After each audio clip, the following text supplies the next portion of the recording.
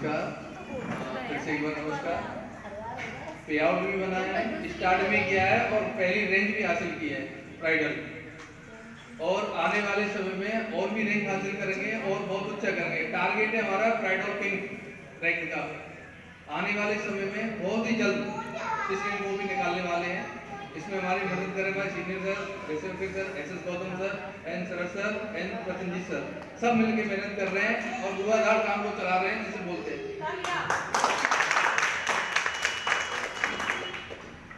नमस्कार प्रसन्न जी, और आप लोगों के बीच में वृंदावन से हूँ और बहुत अच्छा लग रहा है आप लोगों को सभी को देखते हुए। सभी नवयुवक हैं और कुछ करना चाहते हैं।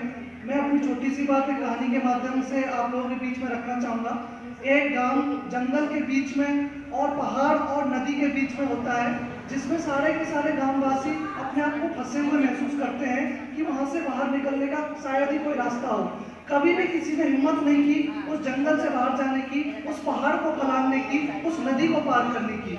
उसी गांव में एक गधा होता है। उस गधे की जिंदगी ऐसी होती है, दिन भर मेहनत करता रहता है, कभी उसकी पीठ में कोई लात देता है, कभी उसकी पीठ में कुछ लात देता है और दिन भर से भागता दौड़ता रहता है। जब उसका मालिक खाली होता है, उसके पास कोई काम नहीं होता, तो वो अपने गधे को किसी और को दे देता है किराए पे कि जा अब तू इसका इस्तेमाल कर। दिन में भी ढोता है, रात में भी ढोता है, दिन भर वो यही काम करता रहता है और वो बहुत परेशान हो चुका होता है। तो वो गधा ये सोचता है कि ये कैसी जिंदगी है जहाँ सिर्फ मरना ही मरना मुझको पड़ रहा है, मुझे दिन में चैन ना, रात में चैन ना, कभी कुछ चैन है। तो गधा उस गांव से भागने की सोचता है और उसके मन में तरह तरह के ख्याल आते हैं। अगर नदी पार करूंगा तो मगरमच्छ खा सकते हैं, पहाड़ की चढ़ाई पर चढ़ूंगा तो गिर के मौत हो सकती है, जंगल से जाऊंगा तो तमाम जानवर मेरा शिकार कर सकते हैं। फिर भी वो ये सोचता है कि इन सभी समस्याओं के बाद भी यहाँ रहकर इससे ज्यादा समस्या में मैं नहीं जीना चाहता, एक बार कोशिश करके देख ही लेता हूँ। तो वो गधा जंगल के रास्ते से भाग जाता है और वो कई दिन बाद उस जंगल को क्रॉस करके शहर की तरफ चला जाता है और वो शहर में अपनी जिंदगी जी रहा होता है। तभी गांव वाले देखते हैं कि हमारे बीच में गधा था जो बहुत मेहनत करता था, काम करता था, वो गधा आज हमारे बीच में नहीं है। तो उसे ढूंढने की कोशिश करते, कहाँ गया होगा, कहाँ गया होगा। तो कुछ जानवर जो कि गांव के कुत्ते होते हैं, उनको ये पता चलती है कि गांव से गधा बाहर निकल गया।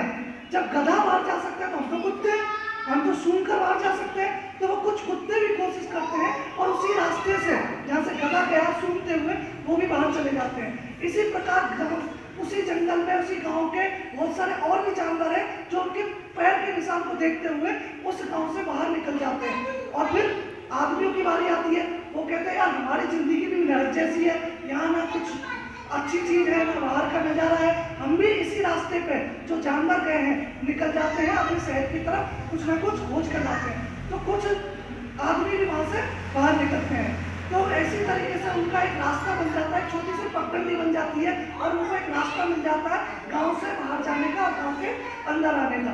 तो वो लोग फिर बाहर जाने के बाद शहर में कुछ अधिकारियों से मिलते हैं और कहते हैं कि हमारे गांव में एक रास्ता बना दी जाए जिससे कि हमारा आना जाना सुविधा हो जाए।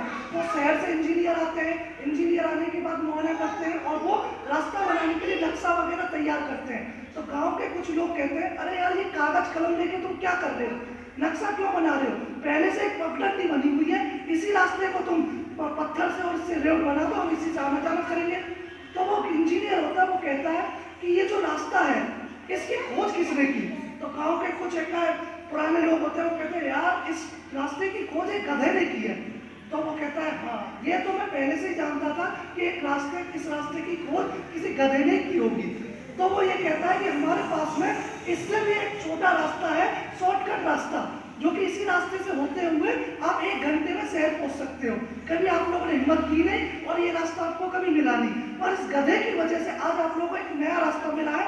आप इस शॉर्टकट रास्ते से जाओगे तो यहाँ तक पहुंच सकते हो, मगर ये जो रास्ता है इससे आपको पूरा दिन लग जाएगा शहर तक पहुंचने में।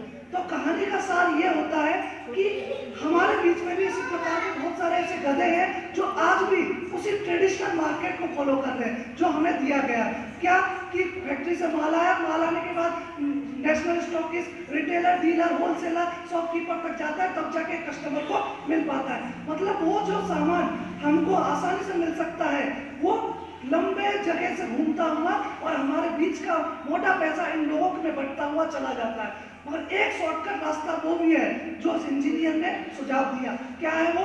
मॉडर्न फ्रेंचाइजी सिस्टम, जो कि हमारे बीच मैम ने बताया कि एक शॉर्टकट तरीका है, माल आपको मिलेगा और डायरेक्ट कंज्यूमर के बीच में, कस्टमर के बीच में बढ़ जाएगा। मतलब कि जो सक्सेस रेट हमें 5 साल में मिल सकता है, तो उसके लिए हम क्यों अपने जीवन का 50 साल लगाएं। यही मेरा कहानी है, यही उद्देश्य था, आप लोगों को समझ में आ गया होगा। इसी के साथ थैंक यू। आप इस काम को आसानी से करिए और आसान